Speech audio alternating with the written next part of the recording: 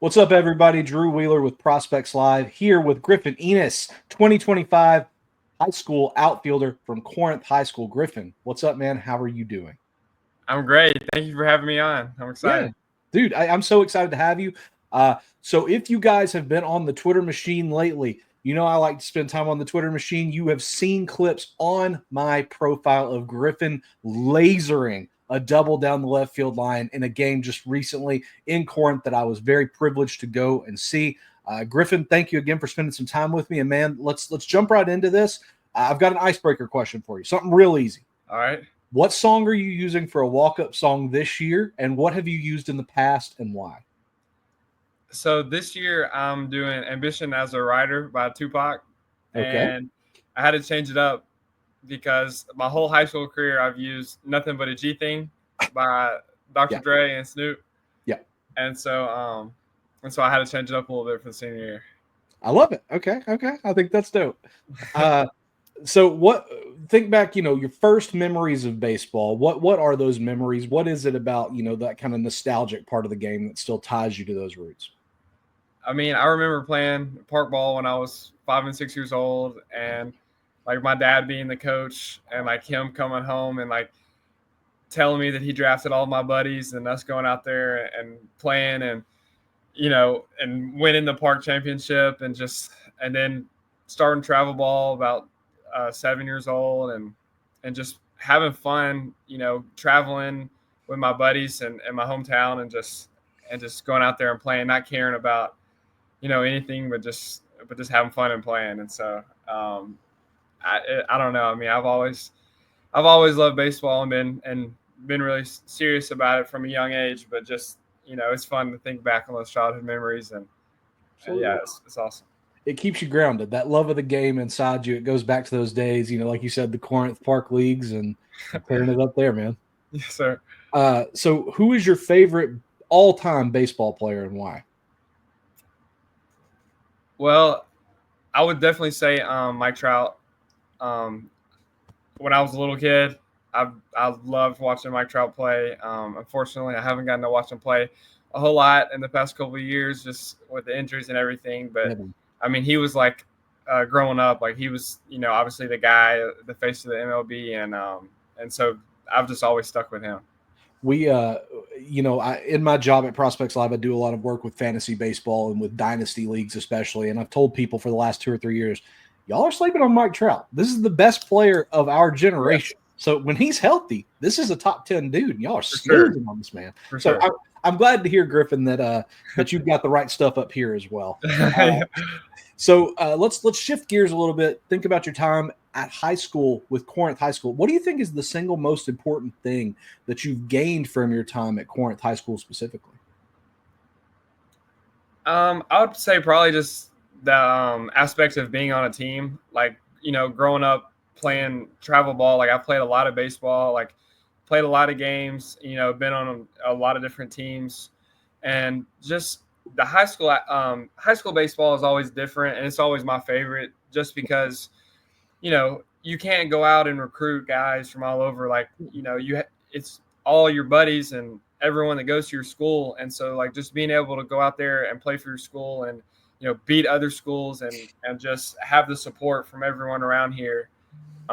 Just, I don't know, just the aspect, like just how important winning is. Oh yeah. You know what I mean? Like it's just different. There is that purity to high school baseball where it is just kind of you and your boys versus the world. It's so that is awesome. And I love that kind of the team camaraderie thing is something that you brought up because, watching you guys play the other day, whether it was just seeing the entire team come together to celebrate one guy or the gummy worms celebration that you guys do. Can you explain the deal with the gummy worms just really quick? Because I had to ask. No, that was a little random. We just started doing that like a couple weeks ago. Okay. I think we had like a big series, and we were just like our coaches were trying to get us pumped up. And so we were like, we needed to score some runs, and we were just like, all right, we're bringing out the gummy worms. and so we've just rolled with it ever since. That's excellent. Yeah, well, the gummy worms it's a big thing. You guys got hyped for the gummy worms. That's right. So we talked about Trout being your guy for historically. I'm curious, is in terms of players that you model your game after, is Trout one of those, or are there other players who you try to like take aspects of and kind of combine with you into what you're trying to be? Yeah, I mean, obviously, Trout is a really good person to model your game after, but I would say that I'm more like Bobby Witt in the stance that like our builds are similar, height and weight wise, and then our tool sets are also similar. Like I like to like our stances in the batter's box. We're kind of narrower and up taller, and so I've watched a lot of videos of Bobby Witt, and then also just like watching him like on the bases, like how he steals and like his aggressiveness and jumps and reads and stuff like that. So I would definitely say that I model my game after Bobby Witt. Yeah, dude. I mean, you can't get much better than Bobby Witt, obviously. So if you're modeling your game after guys who are already considered greats like Mike Trout, Bobby Witt, you're setting the bar high. I love to hear that. Right. So you were talking about your stance in the box and how you are kind of up taller and you're using your build, real high waist. You're using that that lower half a lot because you're very developed thighs and legs. I like to see that kind of torque when you're swing. Specifically in the box this year or in the outfield, I suppose. What have you been working on getting better on this year? Well, so up taller and more narrow, it's been a change that I've been working on this off season and like this summer. I've always been kind of a water stance, guy, like, they use the term getting your legs, like kind of stuff like that. And so that's been a big focus this off season. Just being able to like narrow up and just like be like super loose and relaxed in the box and just kind of standing more upright. And then also like being able to do that has just allowed me to like be a more athletic mover in the box. And so like that's something that I worked on this off season, and it's really helped me this spring season so far. And so also just like in the outfield, obviously getting your arm stronger, doing all that, just the routine stuff and just being consistent at it. It's ironic that you bring up your arm because I feel like that was the one thing I had to tell you after the game is that your arm strength from center field is I want to use the word ignorant or ridiculous. Like that's what comes to mind because man, watching your throws and your coaches were kind of hitting the ball so you'd have to make it on the on the run, but then the throw to home blew me back. The first couple to third base, I was like, this is a legit tool. And then the one to home plate was like, okay, this is an arm right here. So, the big arm, when you're working out or when you're working out in the outfield, is there anything specific that you're doing just to hone that skill or to improve it further? Yeah, I've always been a big believer in throwing year round. So, like, I don't really take a lot of time off throwing. And so I'll do long toss and pull downs, twice a week for a long time. And I give a lot of credit to that. And then also this offseason, just being able to play baseball for my senior year, it gave me a lot of time this offseason to really get in the weight room. I put on, 15 pounds and just being able to just like add that extra muscle mass to my frame. I feel like all that has helped me, improve my arm strength even more. Nice, man. So, you're obviously, like we said, you're in good shape. You're still working out. I mean, you're playing ball and you're taking this very seriously, obviously, by, virtue of the fact that you are a highly regarded draft prospect as a prep senior. Let's say this is a day, though, when you're taking things a little easier, and this may be a cheat day for your diet. Give me your number one cheat day food. Cheat day for your diet? Well, in Corinth, we have a really good milkshake place. It's like one of those, like, exotic milkshakes where they put all the stuff in there, and it is literally the best thing you'll ever have. So like, I love going there. And then also just Pizza Hut. I love Pizza Hut. The thick crust, greasy pepperoni pizza is amazing. You're ruining my. I don't know what we're doing for dinner tonight, but I'm telling my wife Pizza Hut may be on the menu, man. I'm with you there. Maybe Pizza Hut milkshakes. Maybe I do the Griffin special. So, again, being that you are in high school, Mississippi this year, tons of really talented Yes, prospects. for sure. I'm curious, who's the most talented pitcher that you think you faced this season, and why do you say that? Well, I know it's a boring answer, but Landon Harmon for sure is. You talking about this spring season? Yeah, man, sure. Yeah. I mean, Landon Harmon, just because obviously the fastball plays up into the high 90s, and then this his slider works well off it, and he tunnels well. So I mean that's the easy answer. Monster. I mean, we both know that, but Griff, I'll bring it up because you're being very modest. You did happen to get a really good at bat against Landon. The home Yes, run. sir. I got a good swing off on him. So that felt really good. I'm sure. I mean, I knew that he was going to want to challenge me with his best stuff, and with the heater, and so I was just waiting on that pitch. And when I got it, I was able to put a good swing on it and drive it over the center field wall. So that was definitely a highlight moment for this year. Absolutely, man. That was great. I don't know if you've seen any of Talon Haley from Lewisburg, or if you've faced him yet. Yeah, so me and Talon, we're good friends. We play together. We don't play Lewisburg, but I've seen the stuff that he's been doing, and it is absolutely ridiculous. Like mid-90s from the left side, and I don't even know if that's his best pitch. His curveball is disgusting. I mean, yeah, he's gross. You're right, bro. You're right. Okay, so high school's going well. You guys have got, obviously, not sure what you guys at home know, but in the area that Griffin and I are from, actually, weather's been just terrible lately. We've had a ton of storms. Griffin, your prom last night, you were talking about the flooding and the roads being really rough and the conditions being really rough. And then my hometown, obviously, tons of tornadoes lately. Just real tragic situation with the weather here. I don't know what the rest of your season's going to look like, because I know that you guys had another game for last Thursday that was inevitably canceled. Yep. And then, this week is probably in jeopardy as well. Yeah.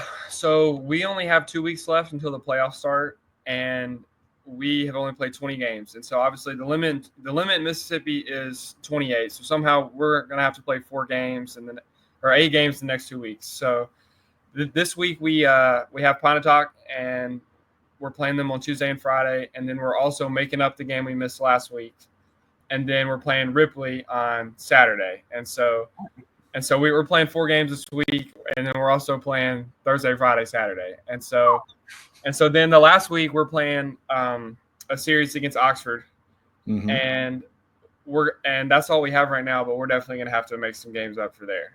Awesome. Because I mean, 28 games isn't a lot, so you're going to have to get all 28 in. You know what I mean? Yeah. Oh, definitely. I mean, because you guys have got to make a run here. You got to get to the playoffs. Yes. So, yes, sir. Absolutely.